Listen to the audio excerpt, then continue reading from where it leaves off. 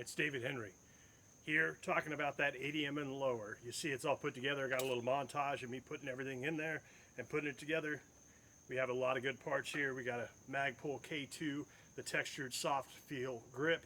Got the new Magpul DTPR, so the dual tension. It locks up really nice and solid on this JP tube extension, and then we got a JP kind of silent capture spring in there with a Timney Precision or Competition two-stage trigger. Awesome two-stage. I believe it's the DH3, just relabeled. Maybe they lost the rights to the DH3, but man, super nice two-stage, very light take up on the first, and then, man, nice and smooth on the other with a nice little reset. Great lower. Watch the montage and see how it goes.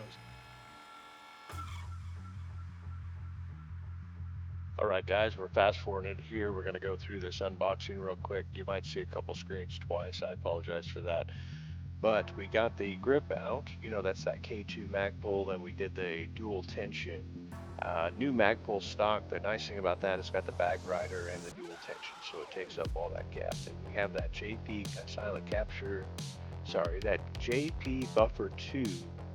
You know, I went with the JP tube thinking it would probably be at least mil-spec size, if not a little oversized, so the lockup would be a little tighter. So we're going to go ahead and get that out.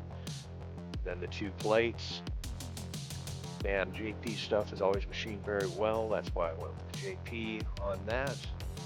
Then we got that Talon safety. It's an ambidextrous safety and that silent capture spring. First thing I'm going to do is drop the mag out of there, and then I'm going to start working on the trigger.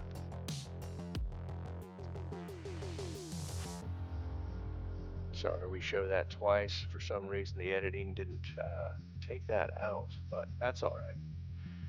We're going to set that trigger in there, and we're going to put those trigger pins in. On this particular Ambi lower, you got to move, put them all both in from the left-hand side, unless you move the bolt release out of the way on the other side. Then right now, I'm getting in there to try to set the tension on the two Allens. If you have any drop-in triggers, they should always have tension screws that you need to push against the lower receiver that puts tension on those trigger pins so the pins don't walk out. I've seen that happen one time in a competition with one of the gentleman's triggers. Pin started walking out and the trigger started acting kind of weird because it wasn't held down in position anymore. So make sure you get those nice and tight. That just puts tension up on those trigger pins so they don't move out of the way. You might be able to use anti-walk pins, but I'm always going to use those tension screws on a drop-in trigger like that. You're getting that Talon safety in there right now, and it has two different settings. You can do a 90-degree or a 45-degree sweep on that safety. I like the 45. It's a little faster, a little easier to get to, so I'm always going to set mine that way. It's fighting me just a little bit, but I get it in there, and then I'm going to put the other side on there. Really cool. They have that spring detent. You just push that detent in and then slide that over the safety mechanism. There I'm just doing a little couple safety tests to make sure it's working properly. Now I'm going to assemble that buffer tube.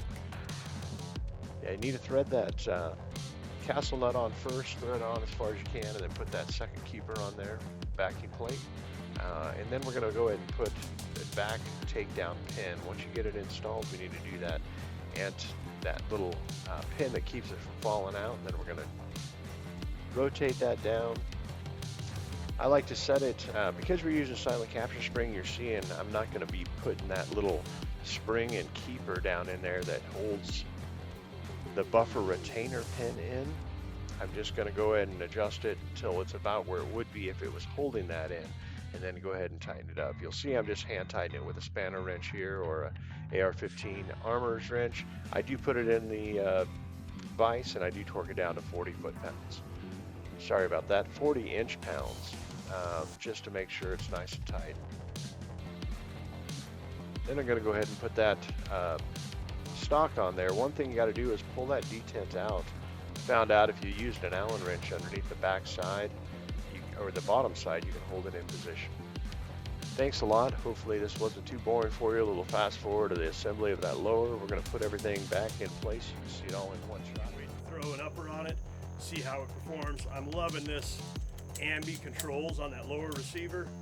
Bolt release and bolt hold open and release and mag release on both sides.